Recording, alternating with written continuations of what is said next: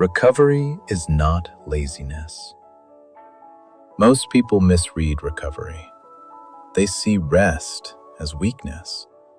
They see slowing down as lack of discipline. They see stepping away as avoidance. But recovery is not the opposite of effort. Recovery is part of the biological process that allows effort to remain usable. The system cannot stay in activation indefinitely without cost. Attention requires resources.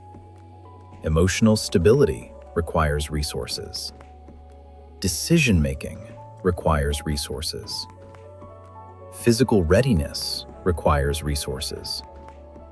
Cognitive coherence requires resources. When recovery is insufficient, activation becomes less organized. The person may still be trying. They may still care. They may still intend to perform, but the system has less capacity to support stable output. This is why effort alone can become misleading. A person can keep pushing while their state becomes more unstable. They can keep working while their attention becomes more fragmented. They can keep responding while their emotional range narrows. They can keep producing while coherence begins to weaken.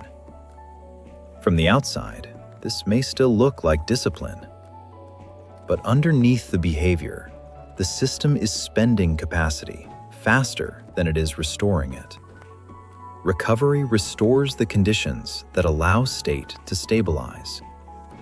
It helps replenish resources. It helps reduce accumulated strain.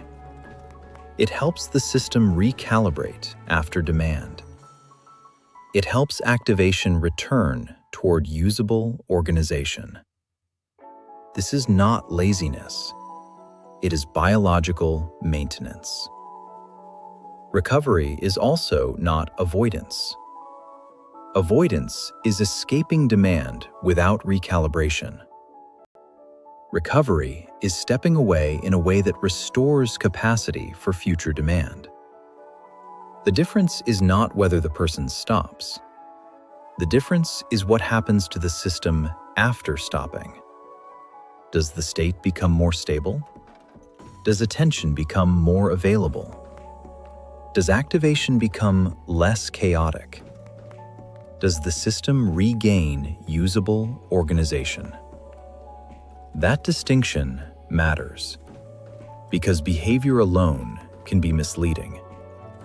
From the outside, recovery may look like doing less, but underneath behavior, the system may be restoring the resources required to do more effectively later.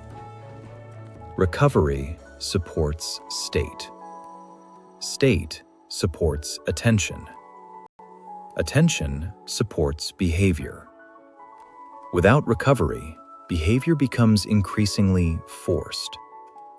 The person may rely on urgency, pressure, caffeine, stimulation, or emotional strain to keep going. But forced output is not the same as stable capacity. It may produce movement. It may produce activity.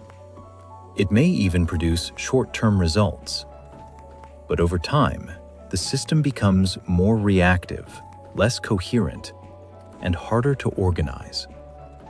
This is why recovery has to be interpreted correctly. Recovery is not a reward for finishing the work. It is not something a person earns after depletion. It is part of the system that allows work to remain possible.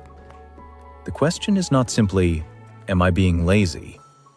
The better question is, does this restore capacity, or does it keep the system unstable? Recovery is not laziness. Recovery is the restoration of usable capacity.